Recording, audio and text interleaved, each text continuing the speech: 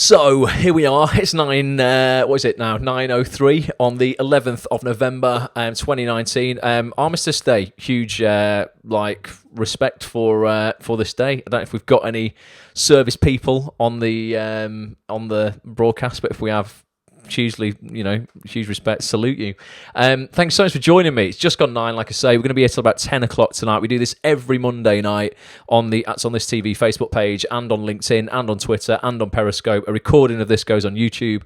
The audio of it gets ripped and goes on iTunes and Spotify. I mean, literally, you can't escape this stuff. But if you want to, if you are listening on the replay or you are watching on the replay, come and join us live. Come and join everybody who is here. We've got Mark in the house. James has just joined. Julie's here. All right, Stu Grimes, Bobby, Steve, Wendy, Brendan, Nick, another Steve, Nina, Mikey for the first time, Claire, Shannon, Keith, Samantha, Matthew, who else have we got? Rich, Michelle, Dawn, Rebecca, just loads of people join us live. Patrick's just joined. Anthony Rossi from Chicago just joined as well.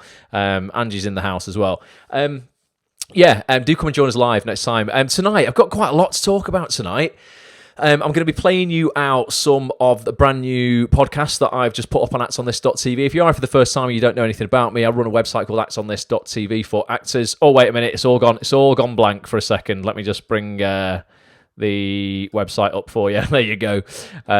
It's this website, actsonthis.tv. Basically, every week I sit down with a famous actor, a very influential TV casting director, an agent, a writer, a producer, etc., and record a podcast, an awesome podcast with them. They're generally an hour and a half, hour and 45 minutes long. They're proper in depth. And today I just put out a podcast with this chap here, Mr. Ryan Clayton. He plays a bit of a bad boy in Coronation Street. Have we got any Coronation Street fans in the house, by the way? He's exploded back onto the cobbles recently. He's had a bit of a run-in with David Platt. He's been stabbed. And it's all kicking off. I recorded a wicked podcast with Josh, that's his name in the show, with Ryan. Last week that I just published today on actsonthis.tv. There's a preview of it. If you're not a member of the website, you can go and watch a 15-minute preview. If you are a member of the website, you get access to the full thing. Like I say, it's about an hour and 45 minutes long. We talk about Josh's entry into the acting industry. We talk about how he got the role on Corrie. Do you know what? How he got the job on Corrie, really interesting. You know what? I'm always saying every part of your life affects every part of your life. Right, it's just something that I don't even know I heard that off, really, to be honest with you. I might have just made it up, but years ago I was like, listen, so many actors think that when they're not acting, they're, not working on their career. And it couldn't be further from the truth. Everything you do in your life affects every other part of your life. And if you're having emotional experiences or you're becoming better at something and more skilled at anything, not just acting, it is useful in your acting career. Ryan has boxed his whole life. Won't tell you the total ins and outs of it. Well, basically, he landed a role as a boxer in a play after leaving drama school with no agent. He hustled with his connections to get a job in a little touring play.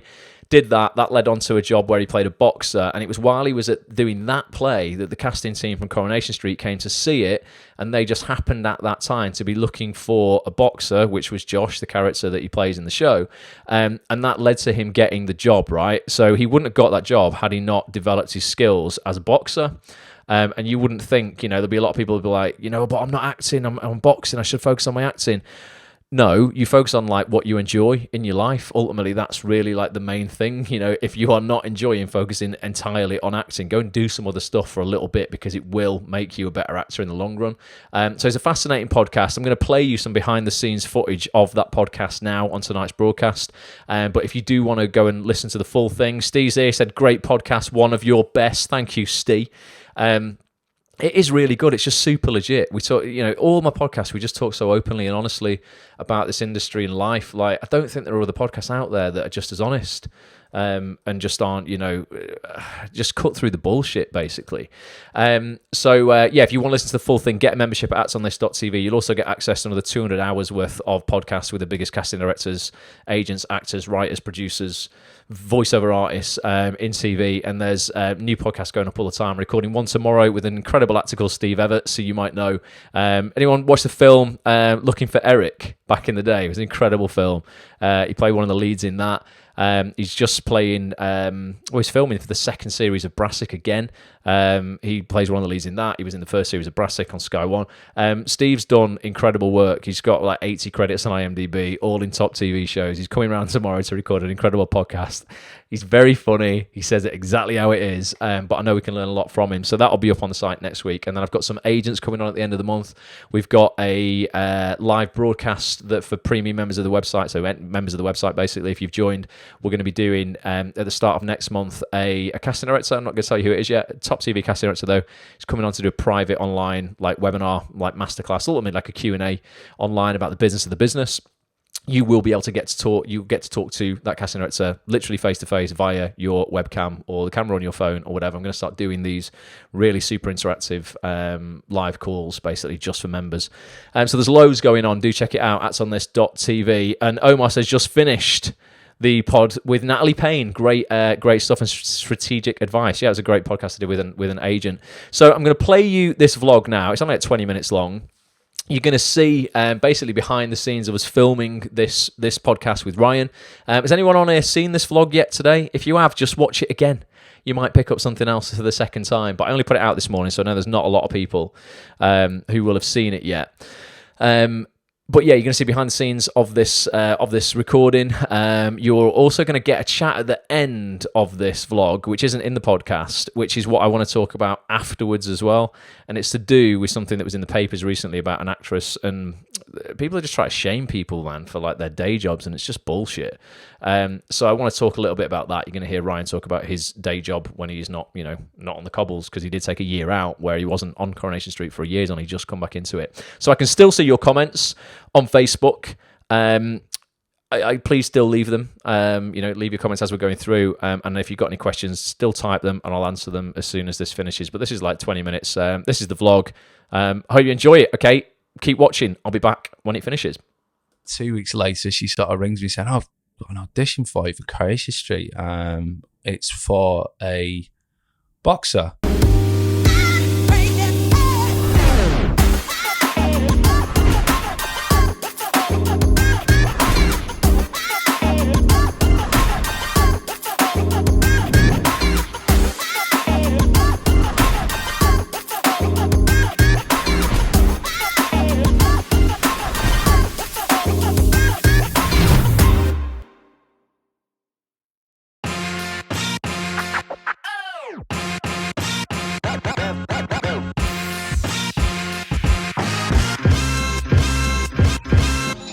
Welcome everybody to episode 63 of Watch Ross, the one where we're chilling with a Coronation Street villain.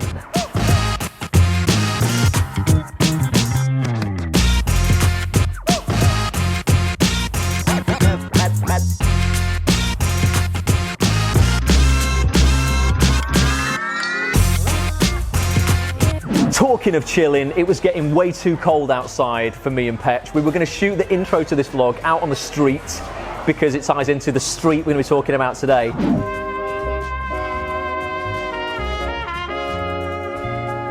But we're not. We've taken refuge in Lily's. He's got a steaming hot tea, I've got a latte. We're going to tell you about what's going on. In a minute, we are going to be recording a brand new premium podcast for premium members of actsonthis.tv. If you're an actor and you're not a member of this website, what are you doing with your life and your career? Get a membership, right? It will change your career. You're going to get access every week to the best acting career advice from the biggest casting directors, agents, actors, writers, producers, execs in TV. Okay, which brings me on to today's guest. He is a Corrie villain, as we alluded to before. Mr. Ryan Clayton from Corrie. He plays Josh Tucker.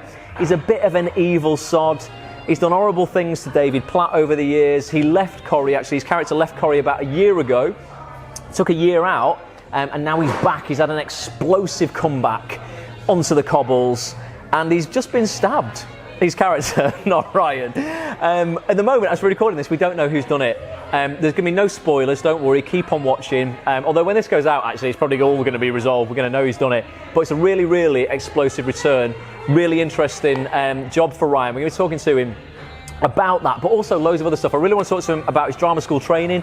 He went to Alra North, a bit of a different type of drama school. Doesn't just focus on theatre, focuses much more on TV and radio and media. I want to talk to him about that. I know he left that drama school without an agent and hustled as well for about a year, getting his own work before he got an agent. There's a lot of actors in that situation right now who you'll be thinking, I get this all the time, Petch, they email me, actors, and they're like, right, I can't get an agent without a job, but I can't get a job without an agent, so I'm stuck.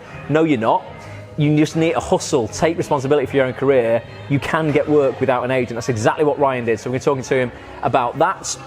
I want to talk to him about actually landing Corrie, the whole audition process for that. And then what happens to you as an actor and your psychology and your mindset when you are in such a stable job for a year and then you no longer have that job. What that does to you when you leave, whether that affects you, in your mindset and your self-worth, how much pressure is on you to get something bigger and better. And also that brings us on to something that I really want to address, which is the press recently been trying to slate actors for the jobs they do in between jobs. Katie Jarvis, ex-EastEnders actor, was slated by The Star for being a security guard in B&M. And it's bullshit. I hate seeing stuff like that. As actors, we all need jobs that we do in between jobs, right? So I want to address that with Ryan in this podcast. And then also I think we'll talk about that potentially afterwards as a separate thing as well. So there's loads of stuff we're going to be covering here. Anything else I've missed, Petch?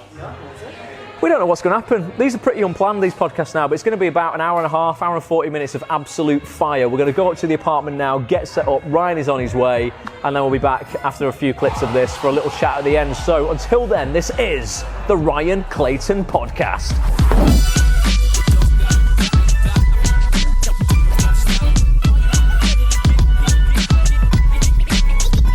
Ryan Clayton, welcome to the podcast. Welcome to actonthis.tv. Thank you for being here. How are you? Great, thank you. And yourself? Very well. We've been to Costa. We've got our supplies. We've spent about 15 quid on coffee, but we're ready to go. Costa, if you want to sponsor us, please will you just throw us some free drinks? Don't want any cash.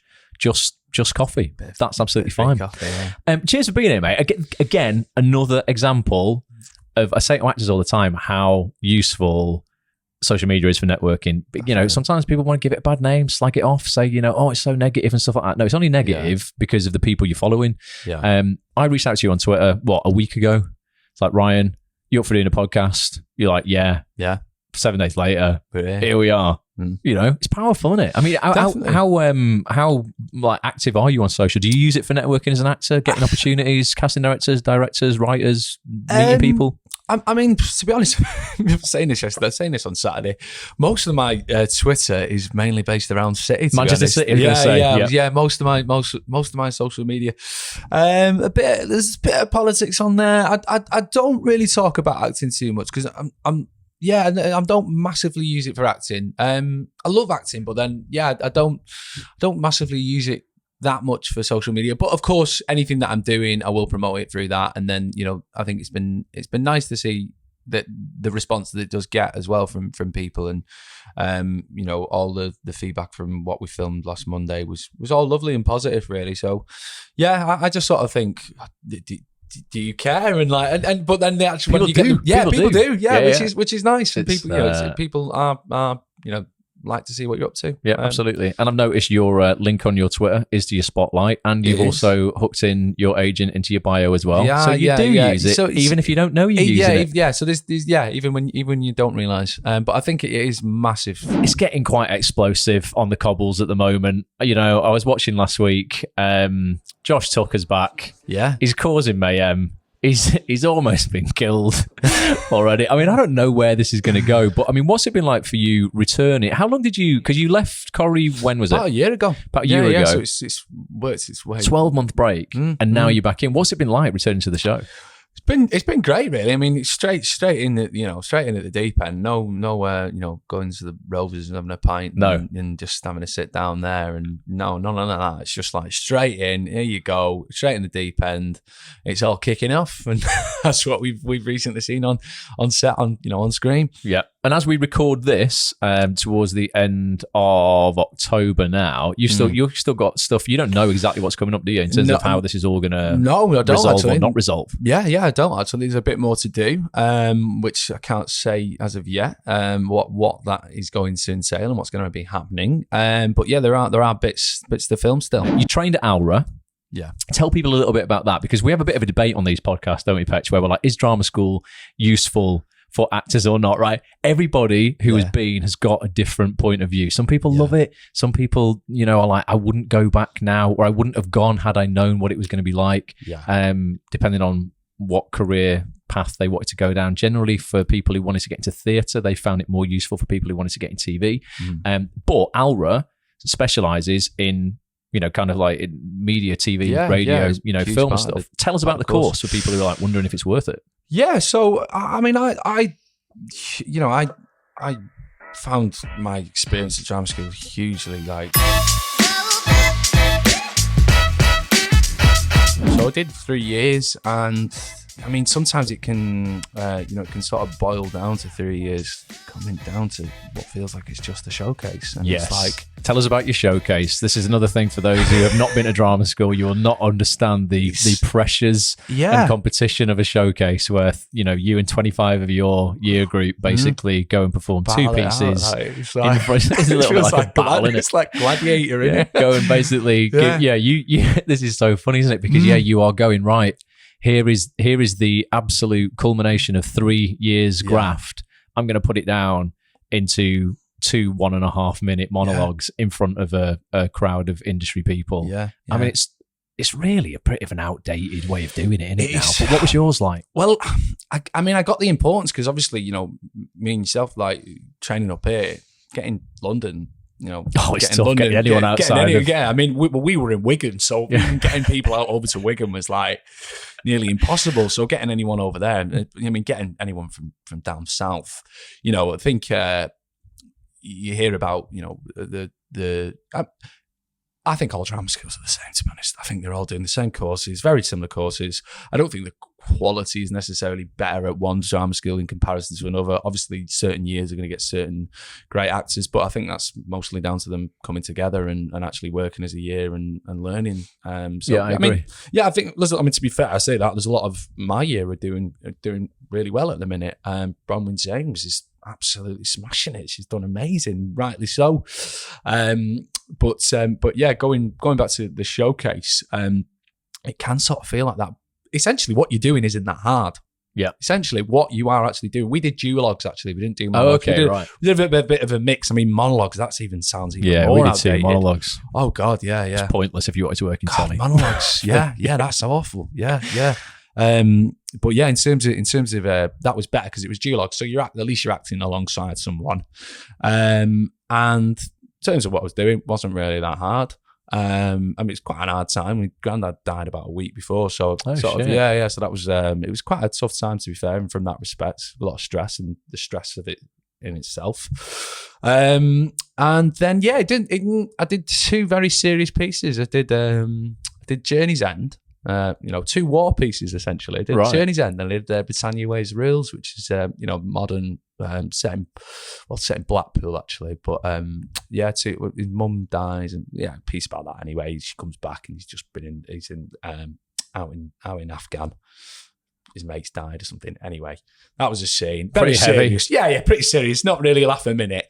But yeah, and it didn't really take off as well as I would have liked, to be honest. Comedy, we say comedy always goes down better at showcases than auditions. Any time, I'd always recommend, and I think it does. I think it goes down so well. But if you are going to drama school, do comedic pieces for your audition pieces. Oh, I did for the audition piece. Yeah. So I think and do it for your showcase. Don't fall into the trap Ryan fell into. Yeah. So you did those. They were good, but didn't have the impact you wanted, and so then you left with no. Did you get offers or? Well, I got offers, and one was from my old agent, another was another Manchester agency, and I don't know, just didn't feel right. I went for the meetings, and the other one being my old agent, I was like, I don't want to feel like I've been in the same position that I was in 3 years ago. So sort of made that decision to go, you know what?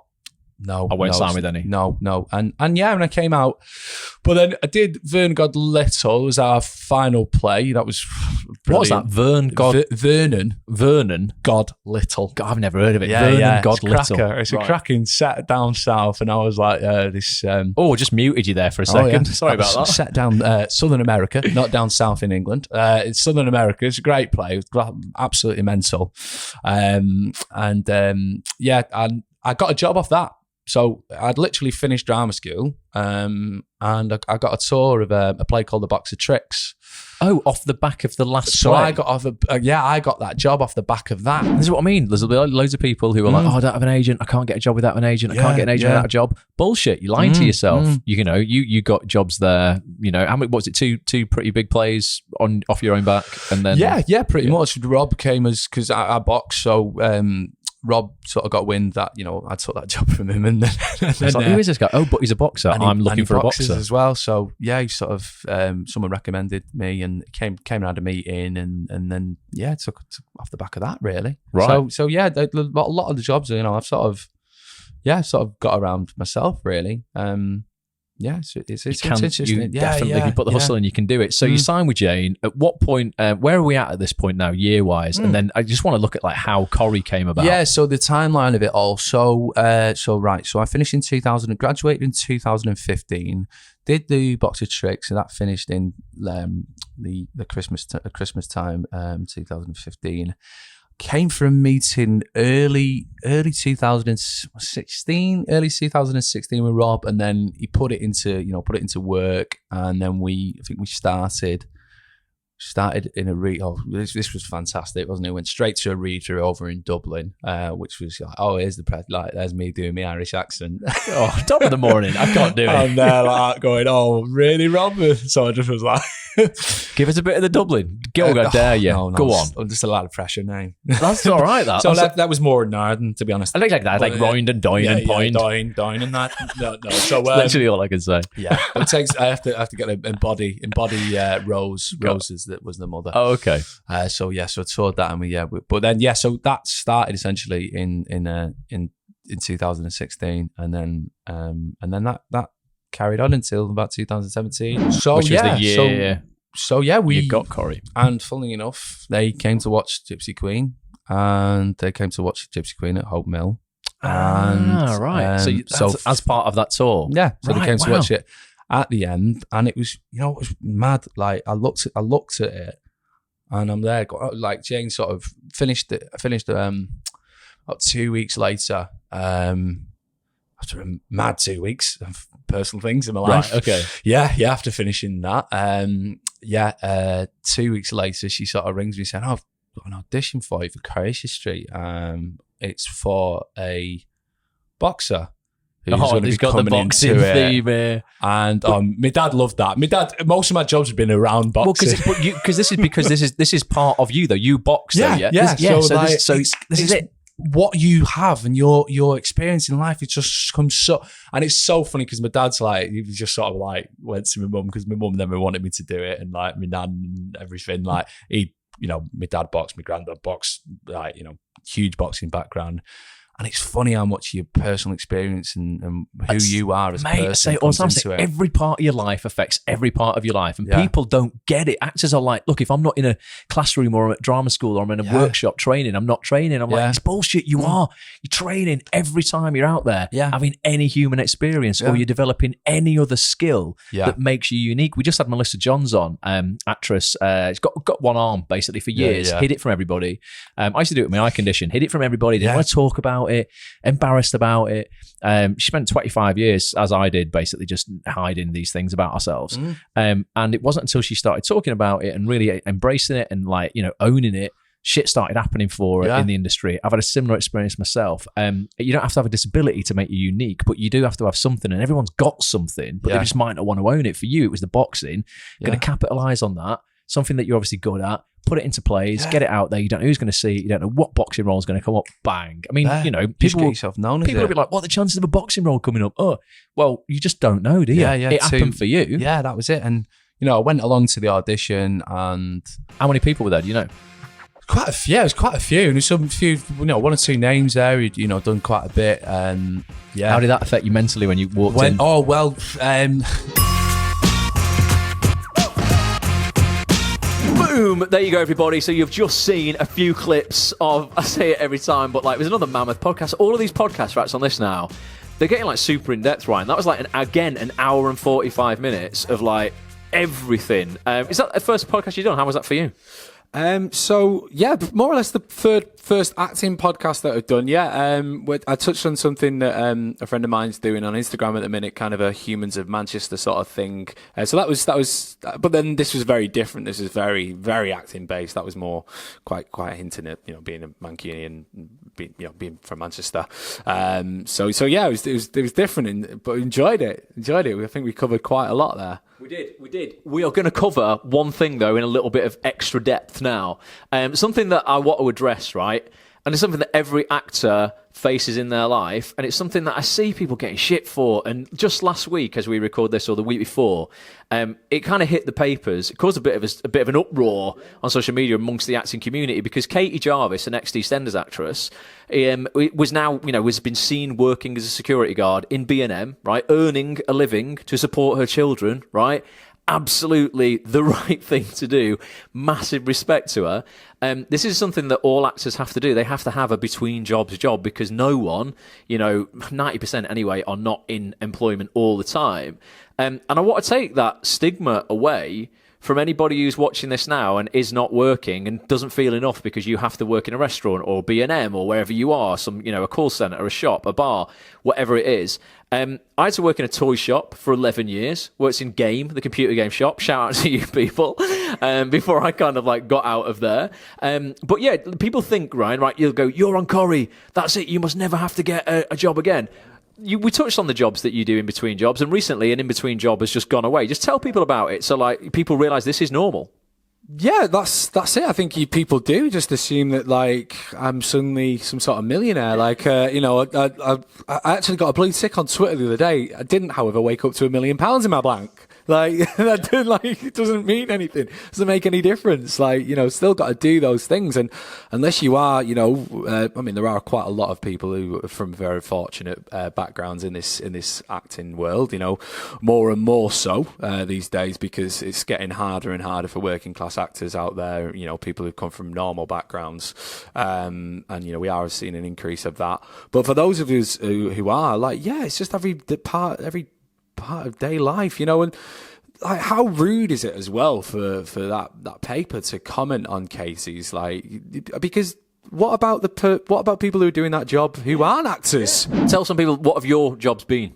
I've had quite a lot of different jobs over the years. I used to work at the MEN for years. I'm doing medical role plays. I did work at a call centre, which is now unfortunately closing. So yeah, it's just about, I've done a few teaching jobs. Actually, yeah, I used to do supply teaching and TAing, which was good fun. Working with a lot of kids who with difficult behaviour problems, and that was good fun, to be fair. Yeah. I actually enjoyed it. I actually did take a lot from that, and that's it. From the clip that that we've seen, what Sam Neill is. I don't know if I put it in yet. I don't think I put it in. I'm going to put a clip in now of Sam Neill, well prompted. I think being a performer is a tough gig. Everyone gets rejected. You're always getting rejected, and that's really tough. Look, I'm not an expert on depression. I wish I knew more about it. But I think working actually kind of, if you're subject to depression, you're actually working on something that's enjoyable. It's sort of, the darkness goes away. But if you're not getting a job, that darkness can close in on you. And I have had a few periods in my life where I'm not working and I feel that darkness closing. When I did get a job, I thought, how did I get that job? When are people going to find out that I can't actually act? Do they know that I'm not trained? Can they tell that I am utterly terrified in the read-through? Can they tell this? If you think of yourself as an actor or a dancer or a singer, and you're not singing and you're not acting or you're not dancing, what are you? Most people are between jobs. What are you between jobs? And if you think of yourself as an actor and you're not actually acting, you're kind of no one. This is how it's possible to see yourself, and the way out of that is to actually separate yourself from your profession. That's what I do, that's not what I am. I do acting, but I'm not an actor. I don't think of myself as an actor, actually.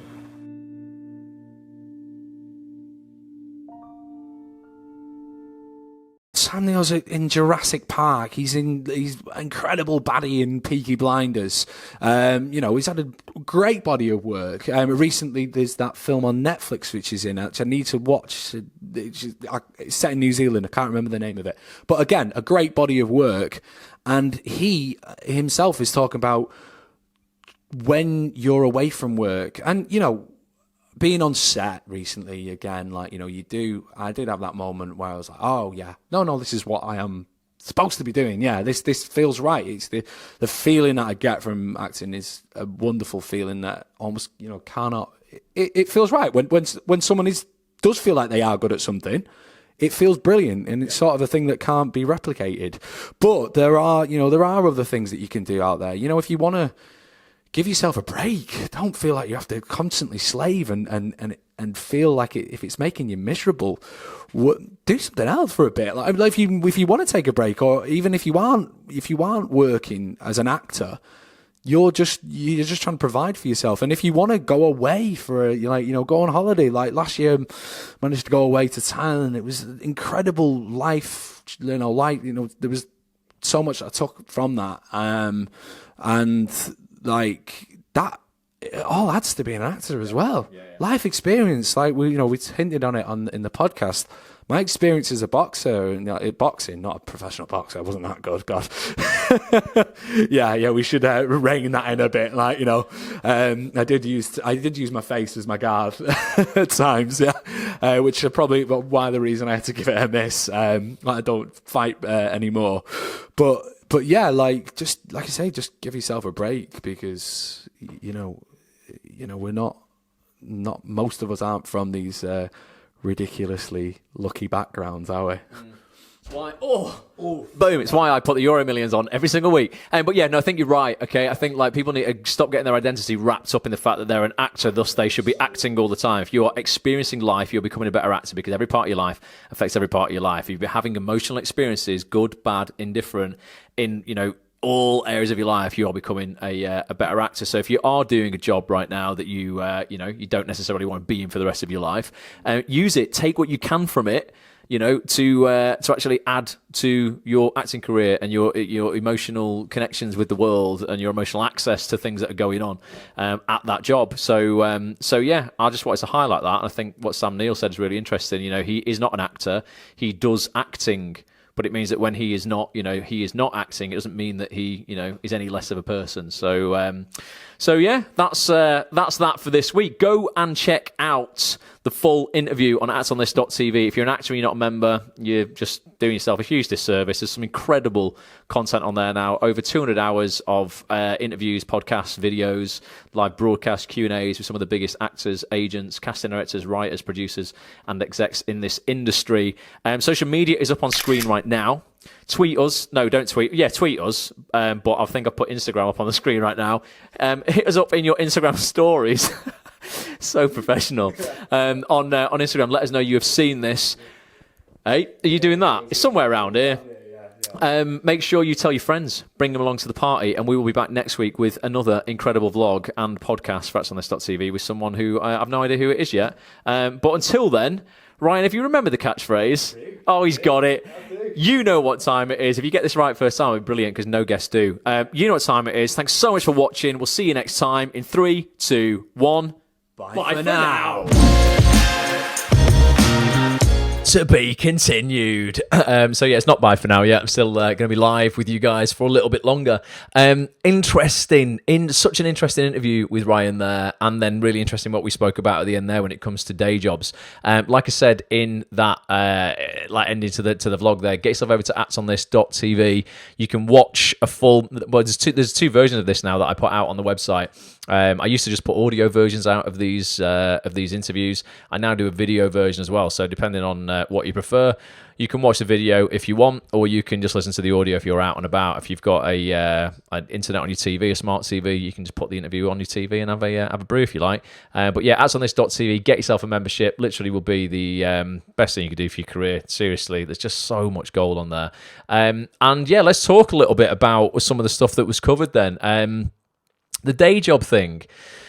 I just really want to kind of double down on for a minute. I thought it was really interesting what Sam Neill said. Isn't it interesting the way that he terms it? He says, listen, I'm not, so many people on here would never be comfortable with going, no, I'm not an actor. It almost takes us such a long time in our careers to get to the point where we're confident enough in our ability to say we're an actor.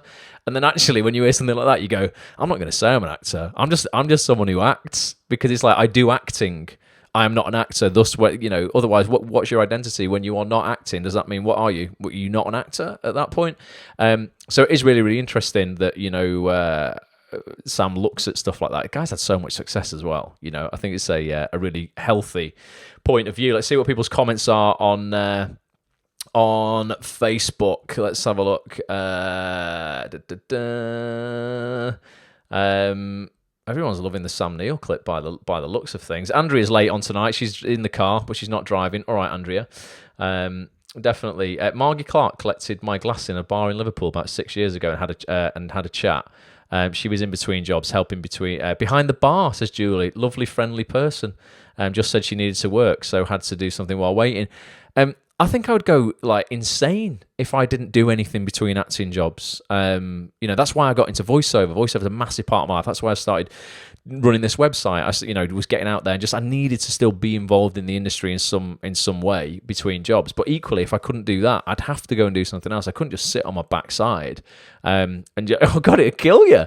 It'd kill you. So I've got massive respect for anybody who just works and earns money off their own back. When Katie Jarvis was being the security guard in B&M after leaving EastEnders, nothing but mad respect for her. And it backfired on that paper so much. The Star, the Mirror, they all ran these scoops going, oh, Katie's a security guard in B&M now. Oh, how the privileged have fallen. No, it's bullshit, mate. It all backfired on her completely, and they just got such a backlash going, wow, you're victimizing a woman who's going out and actually supporting her family, paying her way in the world, paying her taxes, not just claiming, benefits and all this kind of stuff for being out of work. Huge respect for people like that, because it would be very easy to hide away and go, I can't do a real job now. Not that acting's not a real job, but I can't do a regular high street kind of job because people will know me from this show. Even more respect for somebody like that. So I want to know what do you think are the best day jobs for actors? And we can I don't know. This is the thing. I don't know the answer to this. And I want everybody's input on this who's watching on Facebook right now. Or people can tweet me if you're listening to this on the replay or anything like that, at Ross A. Grant, at Act on This TV. What's been the best day job you have found? For me, mine was definitely, because I always wanted to be involved with the industry regardless. I worked in that toy shop, like I said in the vlog, for 11 years. It was so bad. The first few years, I liked it because I got discount on computer games. The last kind of 9 years weren't very good. But I left there eventually, and I started working as a casting assistant. Not an associate. For those who don't know, casting assistants are kind of just the people who will sign you in on reception, and they'll be the people who get the tea and the coffee and just brew up. Casting associates are very different. They're kind of the people who work directly with the casting director. But the assistant just basically does whatever they're told. And I worked at Beverly Keogh's office with Michael Jackson and Beverly on commercial and on drama. And I was responsible for kind of phoning up agents, booking people in for auditions, printing off spotlight CVs, checking people into castings, hitting record on the camera. I was a camera assistant in auditions. That for me was really the catalyst for, I wouldn't be doing this right now had I not done that, because that gave me the idea to set up actsonthis.tv and basically give people the business education on the business that nowhere at the time was teaching, and still to this day still doesn't teach. The amount of people who come in and do podcasts with me, and some people who've just left drama school, or people who go in and visit drama schools, and they're still not teaching the business of the business, and it's bullshit. They're just so archaic, so many of these courses, that people nowadays, when I went to drama school, I went to the Capitol Theatre at Manchester Met, I came out with 15 grand debt. That was a lot back in 2005. Now, the minimum you're coming out with is 45 grand. It's just pointless. Just would not recommend it to anybody. Honestly, even unless you want to work in absolute classical theatre, Just don't bother. Just don't bother. Just go to regular screen acting classes. But also, equally, don't waste your money on bullshit where you go and vet these classes, vet these workshops. I've got a big bee in my bonnet at the moment, and I want to disrupt this industry by doing something different, because I'm seeing too many workshops where actors are paying, 50, 60 quid, and they're getting 6 minutes performance in that 2 hours that they're there for. And I hate that, because I'm like, what, you're basically taking 60 quid off somebody, you're sitting them in front of a casting director or someone, and they're getting to perform one script once, and then they're getting a piece of direction on it. They perform it one more time. So in total, they've had 3 minutes for read one, bit of direction, 3 minutes for read two, sit down, you've had your 6 minutes, and now watch everybody else for the next hour and 54 minutes and then go home, and you call that value. No, it's nonsense. Workshop people and acting class people, you need to start taking less people into your classes. You can't run a workshop with 25 actors, take 50 quid off each of them, and then just give them 6 minutes. If you're going to do that and you're going to give value, take 10 people in and actually let them work for like way, way longer than that. That's why I set up Acts on this, because I'm like, it's just, for 17 quid a month, it's less than one acting class anywhere, and you get access to like 7 or 8 hours of brand new content every single month, as opposed to getting 6 minutes of value at some other bullshit thing you're spending 65 quid on. Yeah, I don't know. I don't know how I got off onto that rant then, but I'm just like, look, it's just about giving value in the world, and then you giving value to the world as well in whatever job you're doing, whether it's an acting job or not. Who was it? I think someone's asked me a question about my guests that I have on here. Who was it? Adam, did you say something? What did you say, mate? I've just lost it on my page. I think. Oh, he said, just wondering, do you have to pay the people for your interviews? So yeah, so.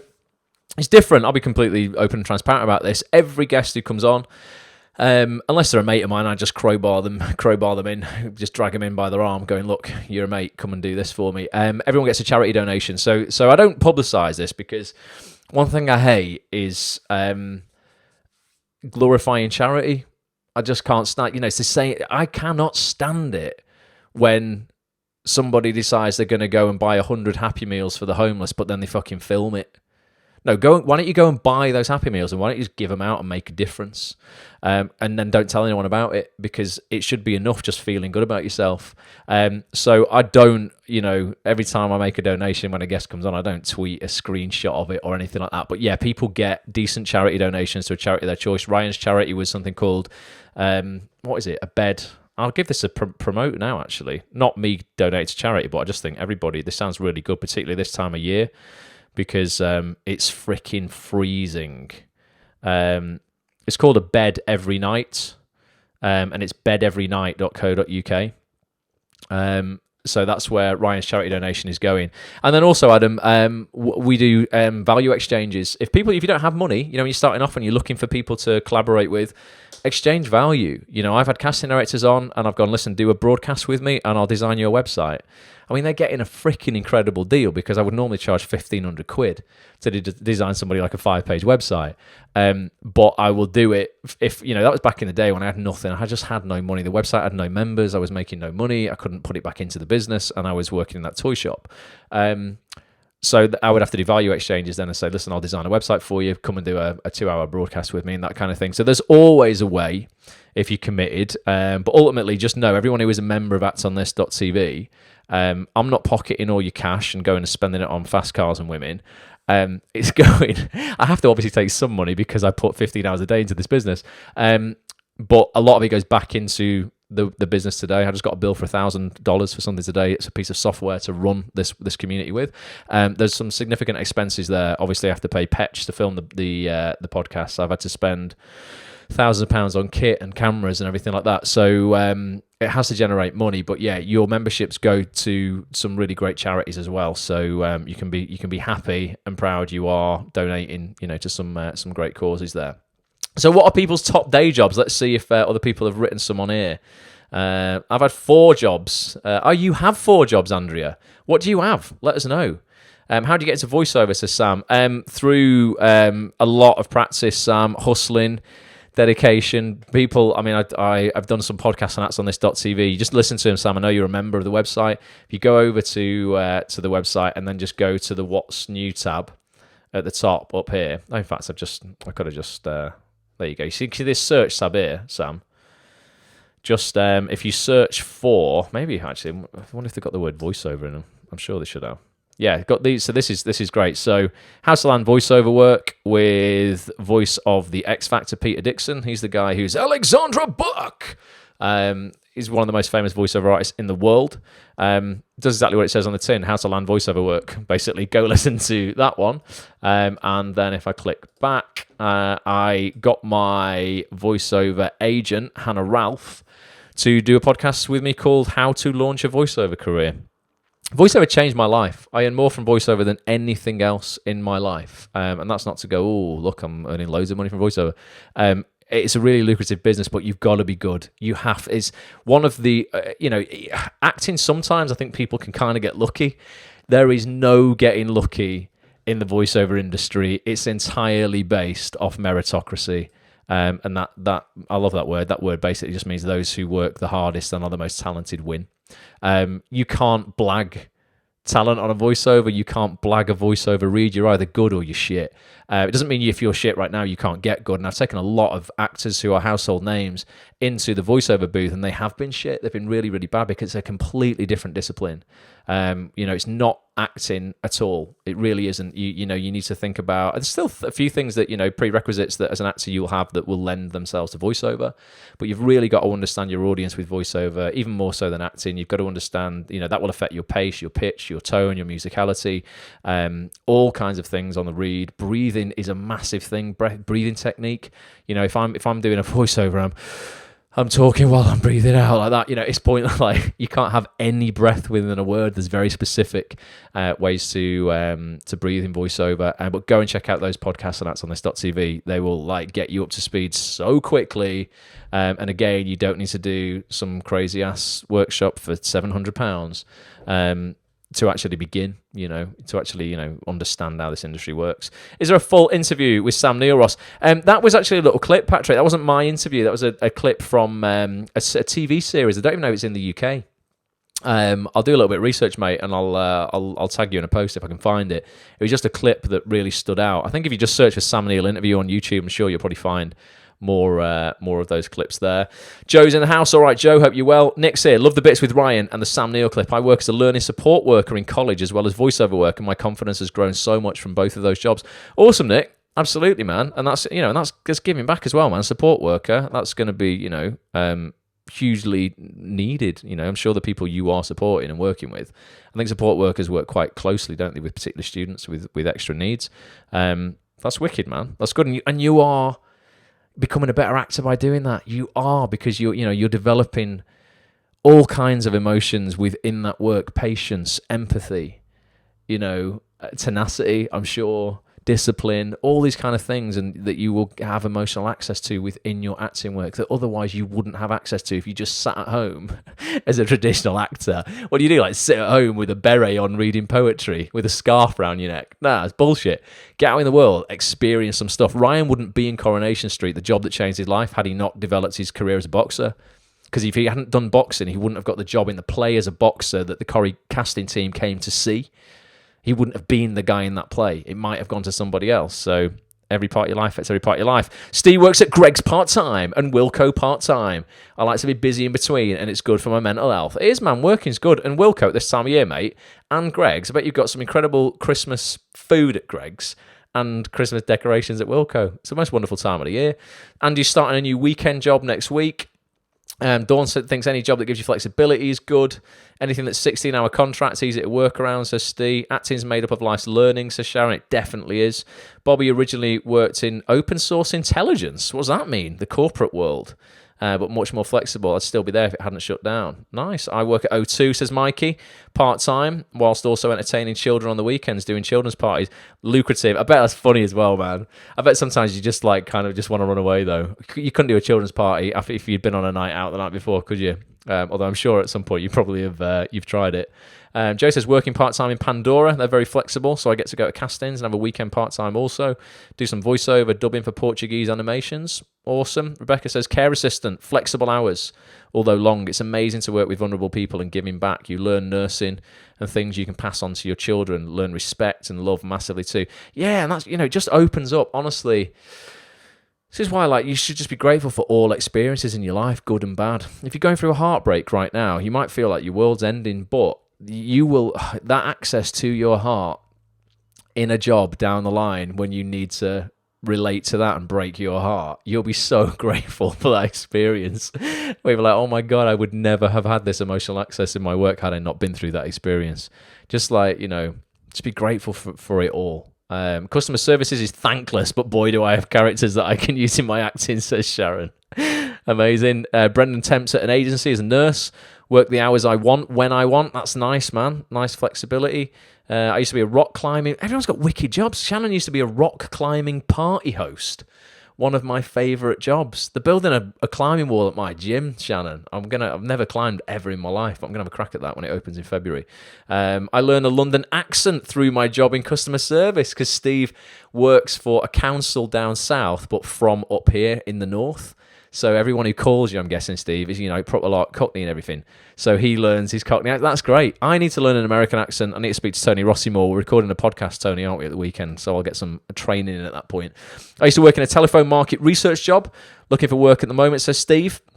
If anybody's got a job for Steve Kane, give him a shout. Leave him a comment on here if you've got any positions going at your work. Matt works with people with disabilities. That's another great one, Matt. Jay's in the house. He's just joined. Bobby says, and there are these casting director workshops that casting directors don't even go to.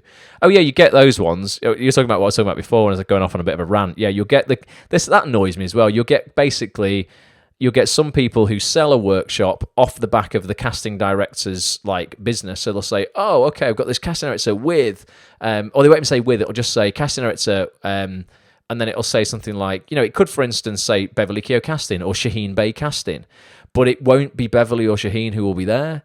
It would be a casting associate or an assistant or something like that, and then they're dining out on, not the person, but the workshop facilitator is dining out on the name. It's a bit unscrupulous, that. Again, just vet the shit you're going to and you're spending money on. And again, if you're just going to if all you're getting is a 6 minutes at that for your 65 quid, forget it. Invest it in something better. Go to just a normal acting class where you should, I hope, would get more than that. Pat's here. All right, Pat, hope you're good. Steve spends all his money on Costa, so do I. His Pet's spending his paychecks on fast cars and women, says Tony. No, he's not. He's not. He spends it on Marvel stuff. Petch is my cameraman for those who are listening now or watching. Andrea runs a hotel. She teaches at university. Wedding photographer as well. Bloody hell, loads of stuff. And Tony works a few part-time jobs. One's for a tech company that he loves. They're super flexible. Couldn't be more grateful. It took me 8 years to find a place that I love, he said. And I also just got offered some work from my agent. She wants me to help her start a podcast. There you go. Awesome. Anyone else wants to start a podcast? Let me know. Steve here does a podcast as well. There's a few people in here who do podcasts. So many comments. I can't read them all, guys, but hugely, hugely appreciate them. Chris has just joined as well. Thanks for joining us, man. So yes, I hope that's been useful. It's 5 to 10 now. We're only going to go for another couple of minutes before I'll let you guys go, but massively appreciate everyone who's joined me tonight.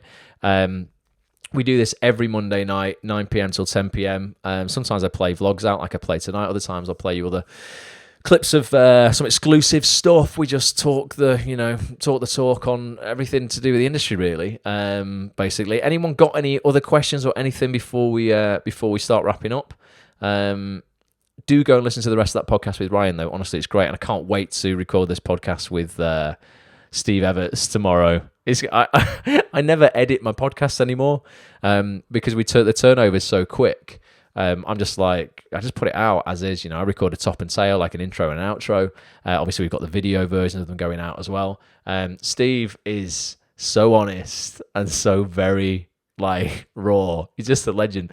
It would be the only one I'm like, oh God, should I edit some of this? Or hopefully, it's going to be 18 rated probably, but he's an incredible actor and he'll have an absolute load of just no bullshit, no nonsense advice for actors who want to, work more in TV. The guy's got I'm sure he's got 79 or 80 credits in top stuff. His first film, with Eric Cantona, he was just a hero of mine growing up, Eric Cantona, in the film Looking for Eric. Absolute ledge.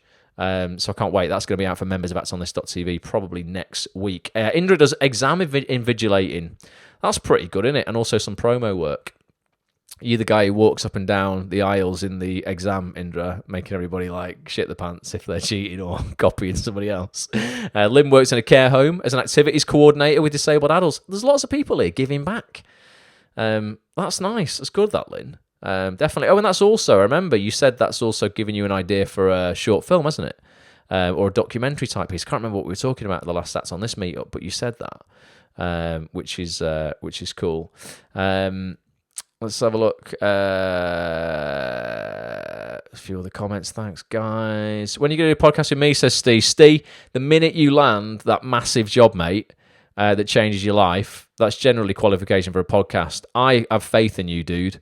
You should definitely be working. I don't think it's going to be too long for you, so I'll keep my eye out for that. Sam used to be an optical assistant. Such a good job. I had to leave for flexibility reasons, though.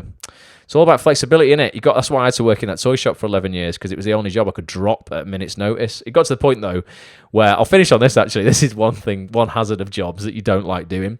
I got a voiceover job while I was working, and they said, can I go and record it for some radio adverts literally there and then?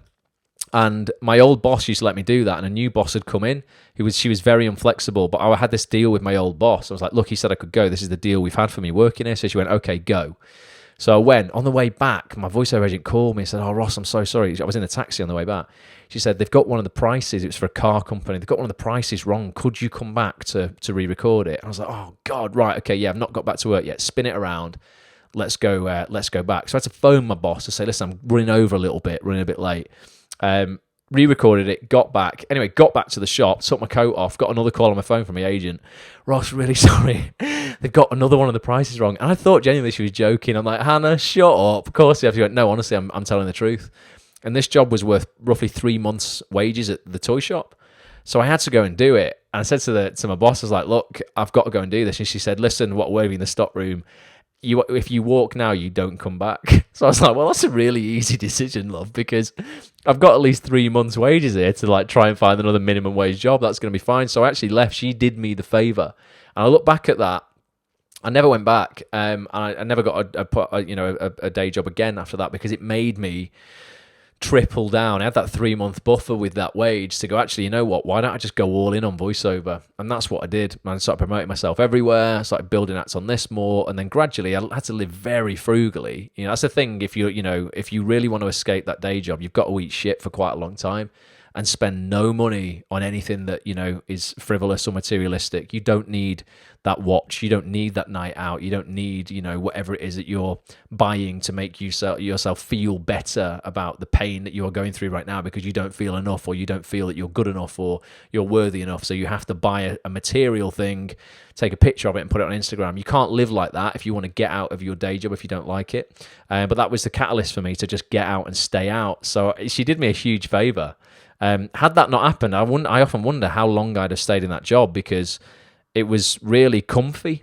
It was a shit job. It was a minimum wage. I had no money, but it was so comfortable. I could go home at 5 o'clock and do nothing. I had nothing, no responsibility at the shop, anything like that.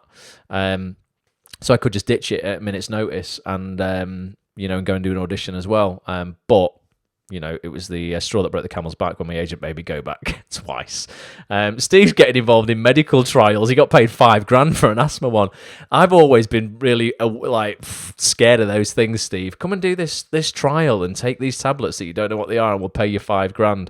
I don't want to do that, but if you're daring and and you're up for that, Steve's done it, and it's probably all right. And Brendan says if he tightens his belt anymore, he's going to split it off. It's all for the greater good, though, Brendan. Definitely, mate. Listen, thank you so much for joining me tonight. I know you could go and watch Netflix and do everything else that is competing for your attention, but you chose to spend this time with me tonight, so hugely appreciate that. Before we go, I'm just going to play, just because I know there's a lot of people on here who are watching for the first time and might not know what Acts on This is, might not know who I am or what the bloody hell, I do or I'm doing. I'm going to just play you a little video that I put in the Facebook group before. If you're not a member of the Facebook group, by the way, come and join the Facebook group. It's facebook.com/groups/Act on This TV. If you're a premium member of actsonthis.tv, there's a private group actually on actsonthis.tv away from Facebook as well, if you want some really really private chats. If you want to put something on there that you wouldn't want to share publicly, you can do it in that group. We've had over, what have we had tonight? Through this 3.2. There can't be that many people have tuned in tonight throughout the last hour. What's it saying? We've had over 2,663 minutes of this broadcast have been watched tonight, which is mental. So thanks everybody for tuning into that. I'm going to play this little video. Basically, it tells you what actsonthis.tv is. If you haven't got your membership yet, please hang out for the next 3 minutes for this video to play out. It's just going to explain to you what the site is, what you can do with a membership when you've got one, and would hugely appreciate you joining the community and helping me build this. If you are a member and you're getting value from it right now, please invite your friends to the party. The more people we can bring to this, the more features I can record, just the greater the guests I can bring you as well. And there is a trial.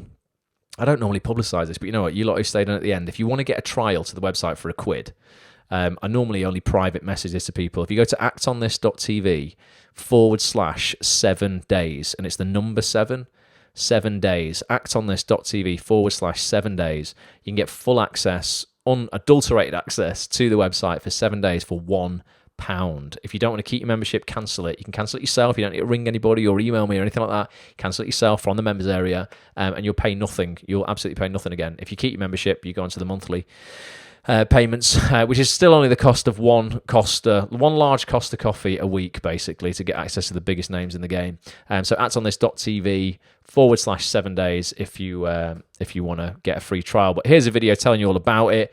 Go and listen to the full podcast with Ryan. Thanks so much for being here. If I can do anything for you, let me know. And I'll be back next Monday night, 9 p.m. Until then, bye for now. Hey there, I'm Ross Grant, actor and founder of Act On This, the TV Actors Network, and I am here to help you decide if a membership to Act On This is right for you. Yes, it is, so just get one. No, seriously, let me explain what makes Act On This so unique and like nothing else you will have ever seen in the acting industry before. Now, for years, there have been so many acting resources out there helping actors hone their craft. Classes, workshops, seminars, books, part-time and full-time courses. But there has never been anything dedicated to turning that craft into cash, as in paid regular acting work, okay, helping you make a full-time living out of acting and acting alone. And that's where Act On This comes in. Chances are you are talented. You've been working on your craft long enough, okay? You do have the skills to land paid TV acting work, but you just don't know how to go about it. You might be looking for a decent agent, your 4 qualifying credits to get on Spotlight, your first line on a soap, your first lead role in a primetime drama if you've been working in TV a while. You might be looking to get in the room with that casting director in London who hasn't seen you yet, okay? Maybe you're looking to change agents. You've taken a break from acting to have children and you don't know who casts what anymore. Perhaps you're a recent drama school grad, or you're just a newcomer to the industry and you're petrified of emailing a casting director because you just don't know what to say. You may need a new show reel, but you don't know how to get one cut. You don't know what makes a great headshot. And the thought of shooting a self-tape, well, that just fills you with dread.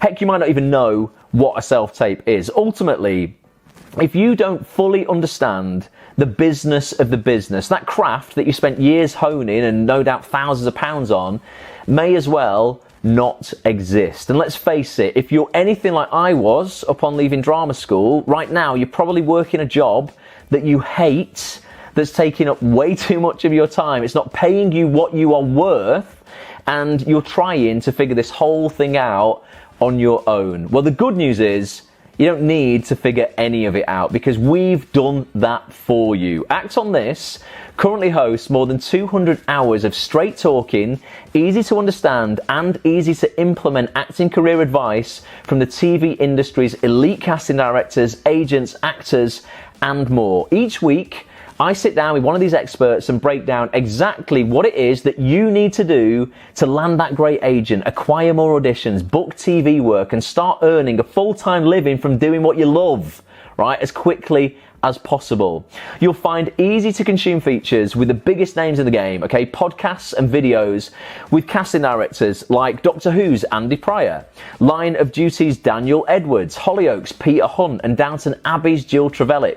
You'll learn from actors like Oscar winner Rachel Shenton, BAFTA nominated Ruth Madeley, and British Soap Awards Best Actor Mr. Danny Miller. You'll hear from leading agents, top directors, some of the best voiceover talent in the world. Ladies and gentlemen, welcome to another Act on This premium podcast with Ross Grant and me, Peter Dixon, voiceover man. As well as countless other experts from all corners of the industry. Seriously, we've got every aspect of your acting career covered, and with new features hitting the members area all the time, you'll soon have a concise plan of exactly what you need to do in order to succeed. Okay, by popping in a pair of headphones each week, that's all it takes, and taking action on the advice given, you're going to save yourself literally years of getting things wrong and making mistakes. And if that wasn't enough, all of this is wrapped up inside the most supportive community of actors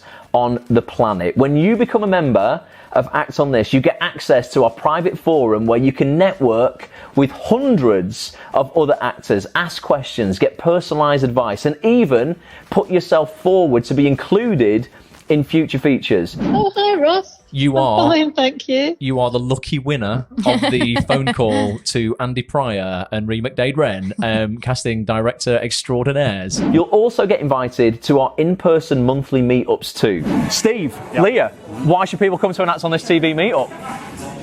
Well, it's such a rewarding thing. You get so much more information. You get a lot of help from everybody else. You get a lot more help from Ross.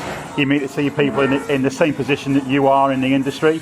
And you leave here with a sense that anything is possible. So if you are ready to take action in order to land that agent, get more auditions, book more TV work, and finally quit that day job, all for less than the price of one acting workshop that will never actually lead to work, grab your membership today. You'll get instant access to the exact same info that's transformed me from someone who was clueless and out of work as an actor into someone who now earns a full-time living doing what I love too, acting. Okay, I look forward to meeting you in the members area soon. Until then, bye for now.